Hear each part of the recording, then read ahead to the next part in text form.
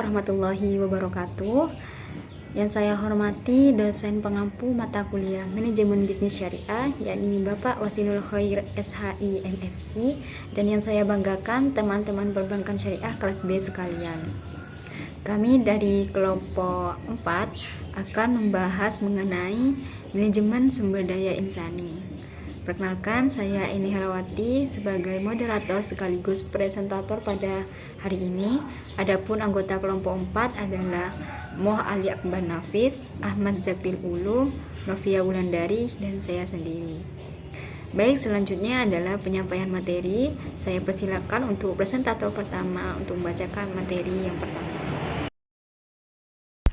A. Pengertian sumber daya insani atau MSDI. Istilah insani dan manusia mempunyai arti yang sama. Istilah sumber daya insani lebih banyak digunakan dalam materi ini karena untuk menekankan konsep insan kamil, manusia seutuhnya dalam Islam. Manajemen sumber daya insani adalah suatu proses menangani berbagai masalah pada ruang lingkup karyawan, pegawai, buruh, manajer, dan tenaga kerja lainnya untuk dapat menunjang aktivitas organisasi atau perusahaan demi mencapai tujuan yang telah ditentukan. Tujuannya adalah memberikan kepada organisasi satuan kerja yang efektif. Untuk mencapai tujuan ini, studi tentang manajemen personalia akan menunjukkan bagaimana seharusnya perusahaan mendapatkan, mengembangkan, menggunakan, mengevaluasi, dan memelihara karyawan dalam jumlah, kuantitas, dan tipe kualitas yang tepat. Sumber daya insani adalah manajemen sumber daya manusia yang didasarkan pada konsep bahwa karyawan adalah manusia, bukan mesin, dan bukan hanya sumber daya bisnis dalam Islam. Manajemen sumber daya insani juga memperhatikan nilai-nilai keislaman dan spiritualitas sebagai unsur vital di tempat kerja. Perbedaan antara sumber daya manusia (SDM) dan sumber daya insani atau SDI adalah bahwa SDI merupakan manajemen SDM yang berbasis pada prinsip Islam. Poin B. Pendekatan. Manajemen sumber daya insani atau MSDI secara etimologis, pendekatan merupakan proses, cara, perbuatan mendekati atau hendak berdamai, bersahabat, dan sebagainya. Dalam makna terminologis, pendekatan berarti seperangkat asumsi atau kriteria untuk menyeleksi masalah yang relevan dan menjadi standar atau tolak ukur yang akan digunakan. Pendekatan ini lebih menekankan pada strategi dalam perencanaan yang berorientasi pada tujuan akhir yang akan dicapai. Untuk menganalisis manajemen sumber daya insani, ada pendekatan lain yang dapat digunakan, yaitu pendekatan tauhid atau akidah, pendekatan syariah, dan pendekatan akhlak. Poin 1, pendekatan tauhid atau akidah, yaitu ilmu mengenai hubungan antara manusia dengan pencipta Allah SWT. Manusia diciptakan dan ditakdirkan untuk menghuni planet bumi ini dengan tugas dan fungsi tertentu, yakni sebagai khalifah Allah fi al-ard yang bertanggung jawab menyebarkan rahmat bagi seluruh alam dengan jalan amar ma'ruf nahi mungkar. Poin 2, pendekatan syariah. Antara manajemen sumber daya insani dan syariah ada benang merah yang menghubungkan keduanya, manajemen dengan fungsi, unsur, kegiatan, dan prosesnya. Menempatkan manusia sebagai postulat dan fokusnya, sedangkan syariah memuat prinsip esensial manajemen dalam kegiatan, fungsi, dan prinsip-prinsip mengatur hubungan antara manusia dalam satu kesatuan tertentu dan manusia dengan kesatuan lainnya yang terlibat dalam manajemen. Poin 3, pendekatan akhlak. Persinggungan antara akhlak dengan manajemen sumber daya insani adalah bahwa manajemen berbicara tentang implementasi kombinasi yang harmonis dengan menggunakan cara-cara yang baik dalam melaksanakan dan mengelola sesuatu untuk mencapai hasil maksimal dan dengan pengorbanan sekecil mungkin. Sedangkan akhlak berbicara tentang penilaian value system dari perbuatan baik dan buruk. Apakah sesuatu itu baik apabila diukur dengan metode penilaian? Di sini saya akan menjelaskan tentang proses tahapan dalam manajemen sumber daya insani. Merencanakan sumber daya insani adalah proses menentukan jabatan apa yang harus diisi dalam organisasi dan bagaimana cara mengisinya. Dengan demikian, perencanaan sumber daya insani merupakan hal penting karena dari perencanaan ini ditentukan apa yang akan dilaksanakan, baik dalam jangka pendek, jangka menengah, maupun jangka panjang. Oleh karena itu, ada beberapa pertimbangan yang perlu dilakukan dalam memperkirakan kebutuhan tenaga kerja. Di antaranya, pertama, struktur industri di mana perusahaan berada. Ini berkaitan erat dengan tingkat persaingan yang dihadapi perusahaan. Semakin ketat persaingan, maka perusahaan perlu memiliki keunggulan dibanding dengan pesaingnya. Dan keunggulan ini diperoleh diantaranya dari tenaga kerja yang dimiliki. Dan yang kedua, strategi dan tujuan perusahaan. Strategi didukung oleh sumber daya insani, begitu pula upaya mewujudkan tujuan. Dan yang ketiga, penawaran tenaga kerja. Penawaran tenaga kerja dapat dikelompokkan ke dalam penawaran eksternal dan penawaran internal, di mana penawaran eksternal dipengaruhi diantaranya oleh kondisi angkatan kerja yang dimiliki, sedangkan penawaran internal dipengaruhi oleh kondisi pekerja yang dimiliki saat ini. Dan yang terakhir ada ramalan permintaan tenaga kerja. Ini dipengaruhi oleh perubahan teknologi, sikap konsumen, dan pola pembelian. Sebelum melakukan kegiatan perencanaan sumber daya insani, terlebih dahulu dilakukan kegiatan yang disebut dengan kegiatan pendahulu. Kegiatan pendahulu ini sangat penting sebab menentukan kegiatan selanjutnya. Di antaranya kegiatan pendahulu adalah ada analisis arus kerja, ada analisis jabatan, setelah itu diikuti dengan deskripsi jabatan, kemudian spesifikasi jabatan. Setelah itu kegiatan pendahulu dilakukan, barulah perencanaan yang sebenarnya dapat dilaksanakan. Yang pertama kan ada analisis arus kerja, di mana rancangan arus kerja adalah proses menganalisis tugas-tugas yang dibutuhkan untuk menghasilkan barang atau jasa sebelum tugas-tugas tersebut dialokasikan dan dibebankan kepada karyawan. Analisis ini menjadi alat bagi manajer untuk memahami semua tugas yang dibutuhkan dalam menghasilkan produk yang berkualitas. Setelah memahami benar rancangan, baru dapat ditentukan tentang beberapa tugas yang dapat dikelompokkan menjadi satu pekerjaan yang mungkin dapat dikerjakan oleh satu orang. Kedua, ada analisis jabatan. Analisis jabatan ini dilakukan dengan cara yang pertama, mengidentifikasi tugas-tugas dan perilaku yang diperlakukan.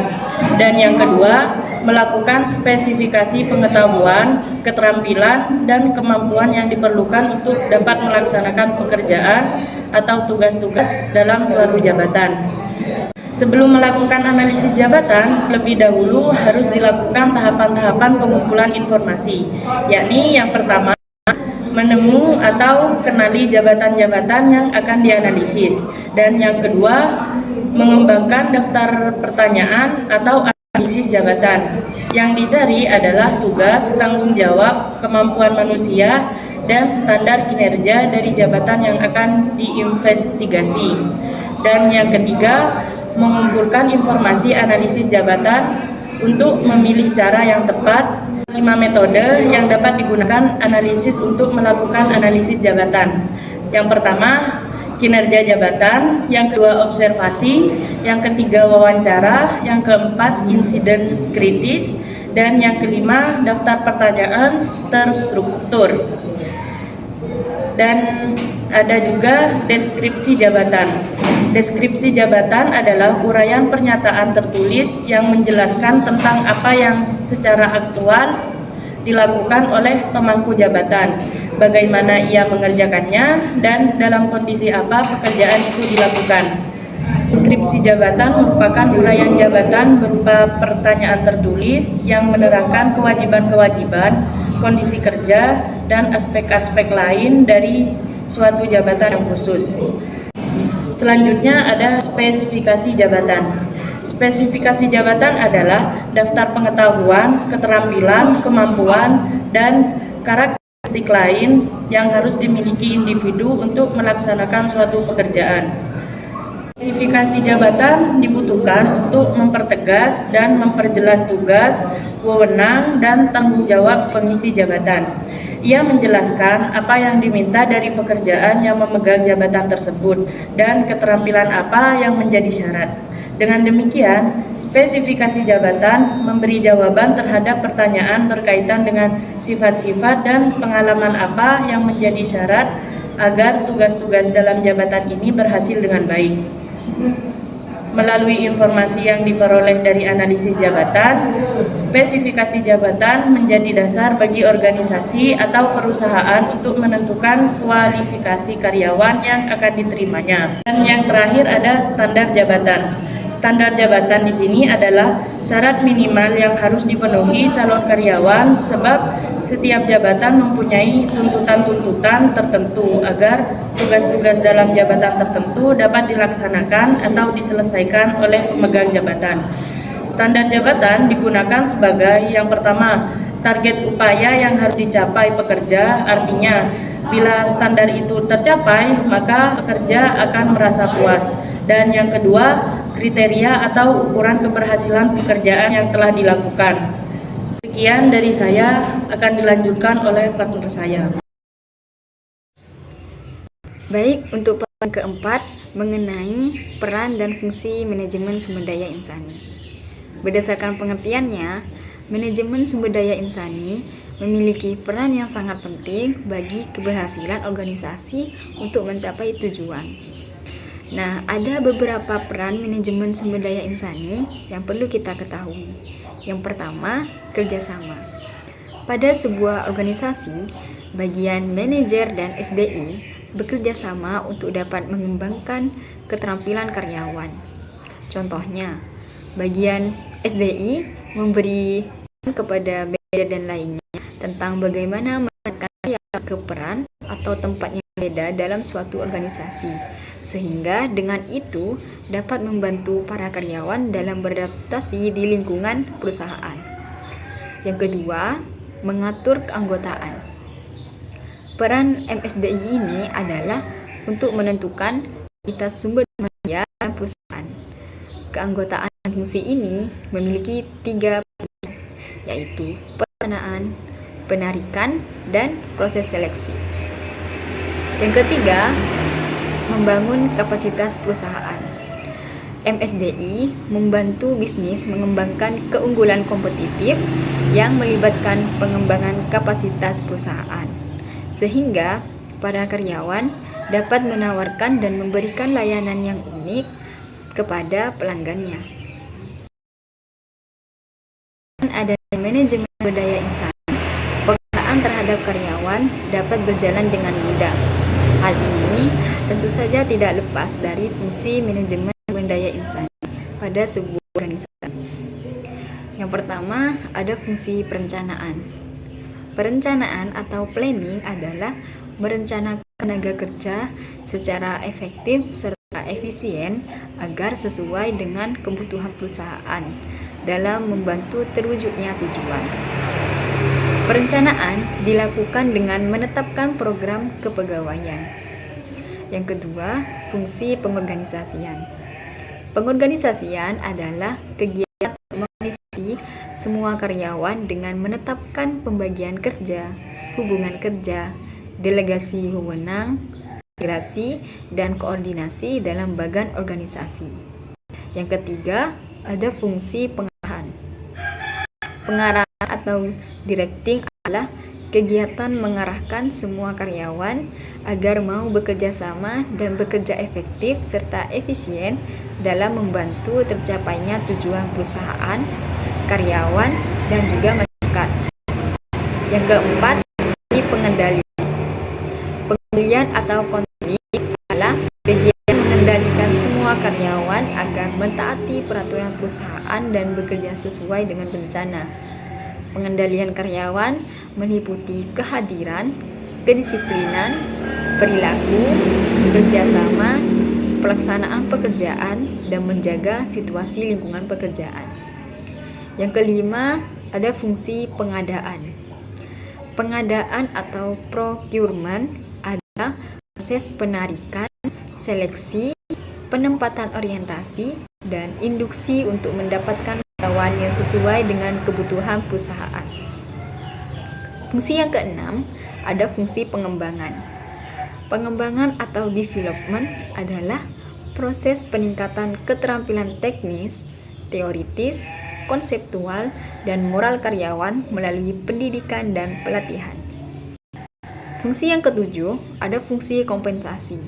Kompensasi adalah pemberian berdasar langsung dan tidak langsung yang berupa uang atau barang kepada karyawan sebagai jasa diberikan kepada perusahaan. Fungsi 8 ada fungsi pengintegrasian.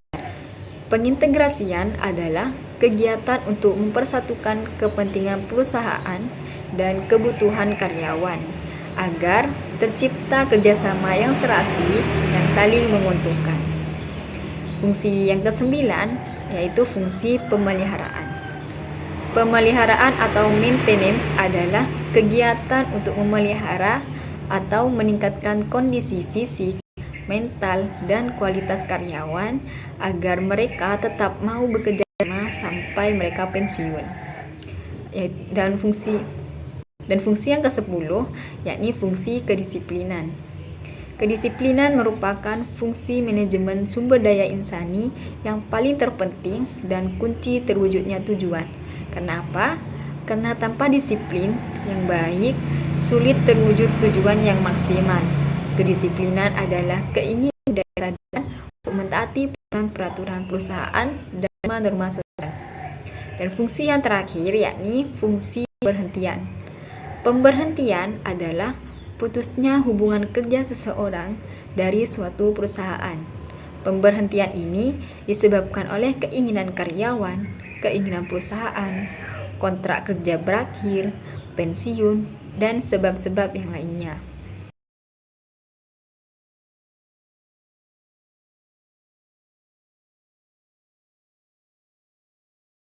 Untuk poin yang kelima yaitu tentang manajemen kompensasi.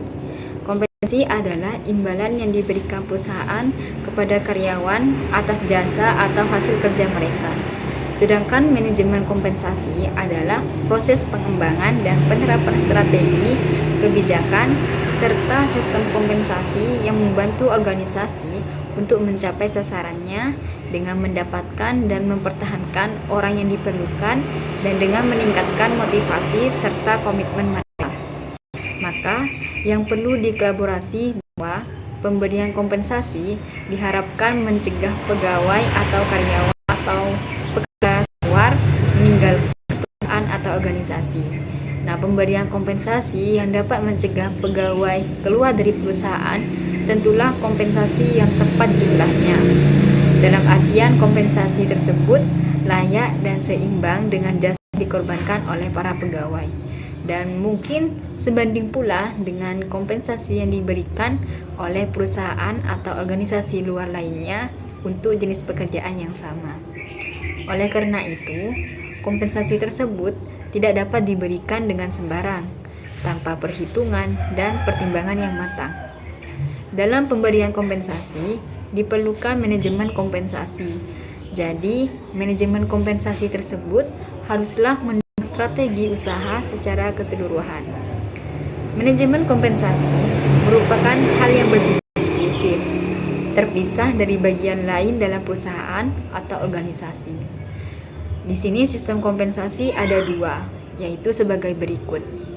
Yang pertama, sistem kompensasi non-finansial yang dikembangkan oleh manajemen kompensasi akan memuaskan kebutuhan individu atas tantangan, tanggung jawab, keberagaman, pengaruh dalam pengambilan keputusan, dan pengembangan keterampilan.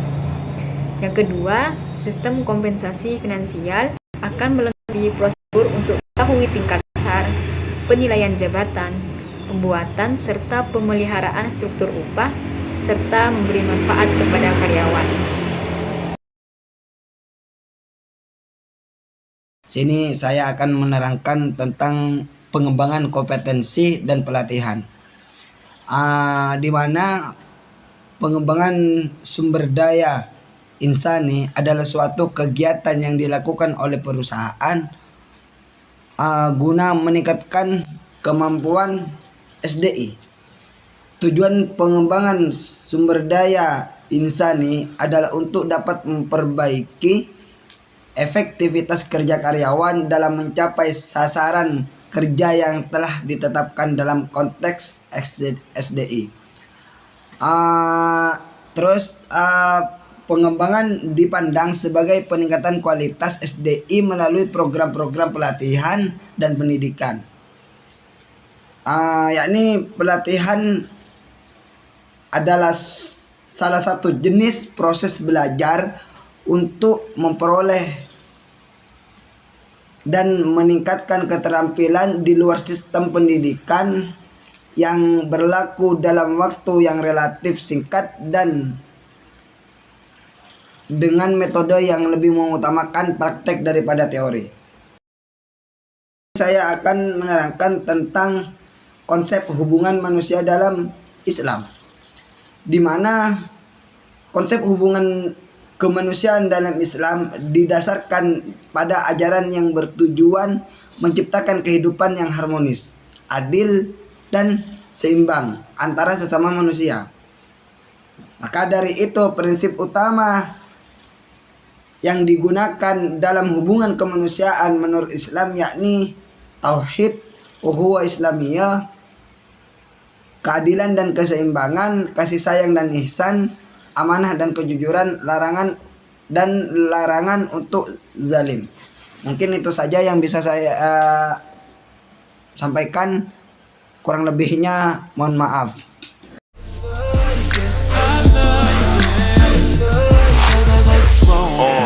Pull your panties down from under you.